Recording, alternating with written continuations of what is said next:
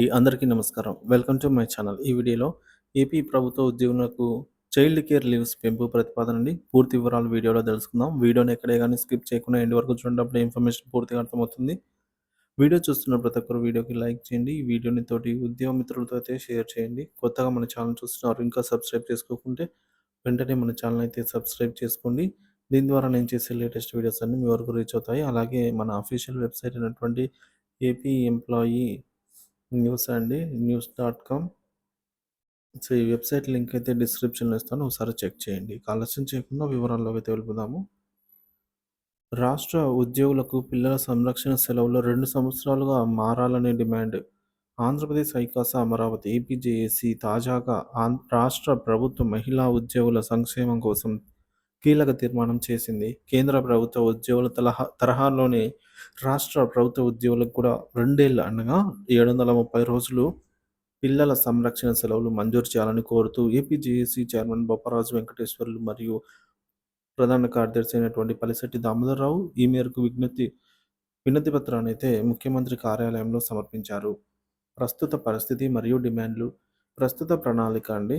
So, ప్రస్తుతం రాష్ట్ర మహిళా ఉద్యోగులకు పిల్లల సంరక్షణ సెలవులు అనేటివి 180 రోజులు అంటే 6 నెలలు మాత్రమే మంజూరు చేయబడుతున్నాయి. ఇది కేంద్ర ప్రభుత్వ ఉద్యోగులతో పోలిస్తే చాలా తక్కువ.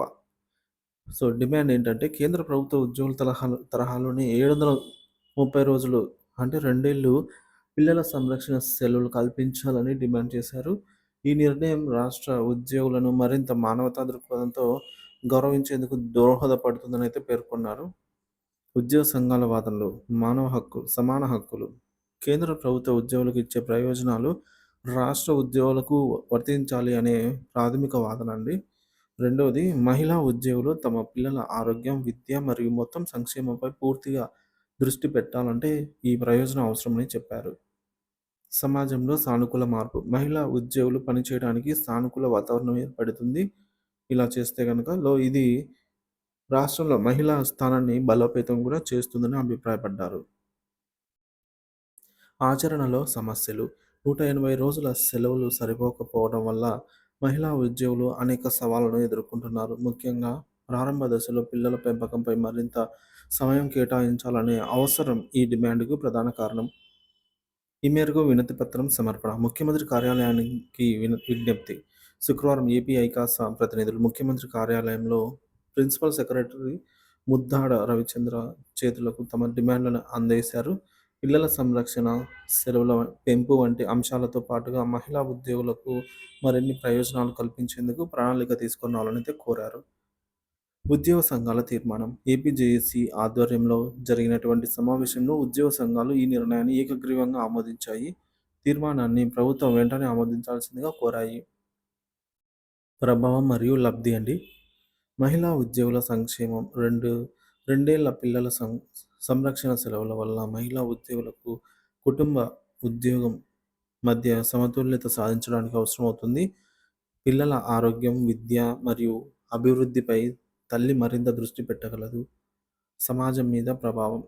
ఇది సమాజంలో మహిళా హక్కుల పరిరక్షణకు నిదర్శనంగా నిలుస్తుంది. ఇతర రాష్ట్రాలు కూడా ఈ విధానాన్ని అనుసరించే అవకాశం ఉంది. ప్రభుత్వ ప్రతిస్పందన.